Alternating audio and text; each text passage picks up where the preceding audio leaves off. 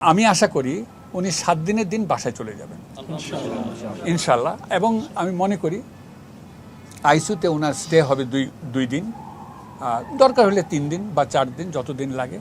But everything went very smoothly ইনশাল্লাহ। উনি যে ইউনাইটেড হসপিটালে অপারেশন করছেন এটা কিন্তু খুব বড় কথা না। উনি যে ডাক্তার জাহাঙ্গীরের কাছে অপারেশন করছে এটাও কিন্তু তেমন বড় কথা না। সবচেয়ে বড় কথা যে উনি বাংলাদেশে অপারেশন করছেন, that is the main thing. এই কনফিডেন্সটা উনি আমাদের উপরে পেয়েছেন, এইটা হলো সবচেয়ে বড় জিনিস। যে উনি চিন্তা করছেন যে আমি বাংলাদেশের ডাক্তারের কাছে করব। দেখবেন যে অনেক বড় বড় লোক আমাদের পার্শ্ববর্তী প্রেসিডেন্ট এসেছেন দেশেই অপারেশন করে, এবং দেশে অপারেশন করাতে কি হয়, বাংলাদেশের মানুষের ভিতরে বা সেই দেশের মানুষের ভিতরে জাগ্রত সৃষ্টি হয়, এবং এইটা ডাক্তার সমাজকে অনেক প্রভাবিত করে, অনেক ইনভলভ করে। এই জিনিসটা ডক্টর শফিকুর রহমান করছেন। তো ওই দিন এনজিওগ্রাম করার পরে মমিনুজ্জামান আমাকে ফোন করলেন, এবং উনি ফোন করে আমার সাথে বললেন যে আপনাকে একটু দেখতে হবে। তো ডক্টর মমিনুজ্জামান আমরা প্রায় একসাথে 34-35 বছর কাজ করি। তা হার্ট সার্জারিতে, heart cardiology sector, cardiac surgery sector, we know our territory, কোন রুগীটা ওনার, কোন রুগীটা আমার। সেজন্য আমাদের কার্ডিওলজি, আমাদের 4-5 জন কার্ডিয়াক সার্জন কনসালট্যান্ট, ওদের 4-5 জন আমাদের এই হসপিটালের এই সুনির্দিষ্ট যে কোন রুগী কীরকম চিকিৎসা পাওয়া যায়, এটা কিন্তু খুব বড় কথা। সো আমি আবারও ধন্যবাদ দিই আমাদের চেয়ারম্যান সাহেবকে ইউনাইটেড হসপিটালের। উনি যথাযথভাবে আমাদেরকে সবসময় সব ব্যাপারে আমাদেরকে হেল্প করেন, আমাদেরকে সব কিছু আগায় দেন। যা যখন চাই তখন তা ওনারা আমাদেরকে নিউ প্রোভাইড করেন, যত টেকনোলজি এবং মেকানিক্যাল সাপোর্ট যেগুলো আছে। এটা একটা বড় জিনিস।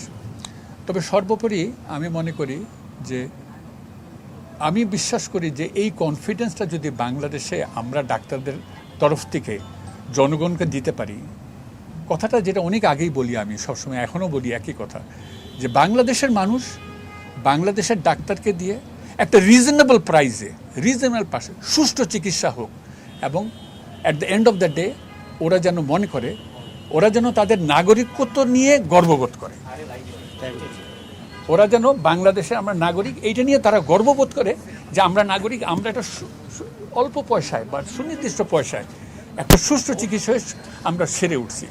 আমাদের কষ্ট করে বিদেশে যেতে হচ্ছে না।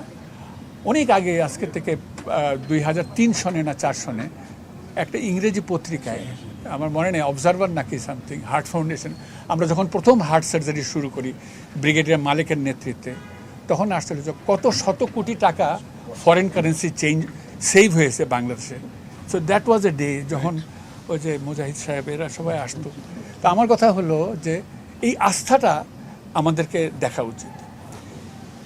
যদি বলি ব্যবসায়িক দিক দিয়ে, health industry is a very big industry. এটা অনেকে বোঝে, অনেকে বোঝে না।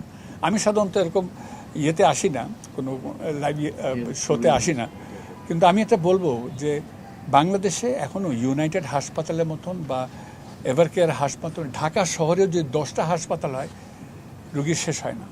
সো এই বিগ ইন্ডাস্ট্রিতে আমি পলিটিক্যালি বলেন, ব্যবসায়িকদের বলেন, আমরা চাবো এরা যেন আরও দৃষ্টি ওদের এই পাশে আসে, এবং বাংলাদেশের অর্থনীতি এটা তারা যেন আগায় নিয়ে যায়, এবং শিক্ষা, স্বাস্থ্য বিভাগটা আরও মানুষের ঘরের দরজায় তার পৌঁছায় দিতে পারে। Thank you.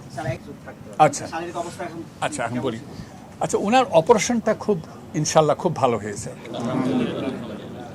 2 নম্বর হলো আমরা ওনাকে একটু ভিন্ন রকম যতটা ভালো পারছি, যেটা সবচাইতে রিসেন্ট টেকনোলজিক্যাল অ্যাডভান্সমেন্ট, 2টা ধমনী দিয়ে অপারেশন করা, লিমা এটা দিয়ে অপারেশন করতে পারছি। 3 নম্বর কথা, ওনাকে 3টা বাইপাস করার কথা ছিল, আমরা মোট 4টা বাইপাস করছি, যেন ওনার কোনো দিকে কোনো সমস্যা না হয় ইনশাআল্লাহ।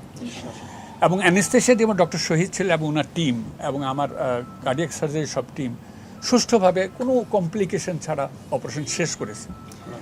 এবং আমি আশা করি উনি 7 দিনের দিন বাসায় চলে যাবেন ইনশাআল্লাহ। এবং আমি মনে করি আইসিইউতে ওনার স্টে হবে দুই দিন, দরকার হলে 3 দিন বা 4 দিন, যতদিন লাগে।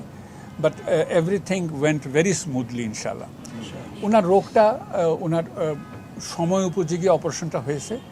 কারণ ওনার হার্টের রক্তনালীতে ফ্লো খুব আহামরি তেমন ভালো ছিল না, যা হয় আর কি, যেটাই ওইটা না হলে অপারেশনই বা করবেন কেন।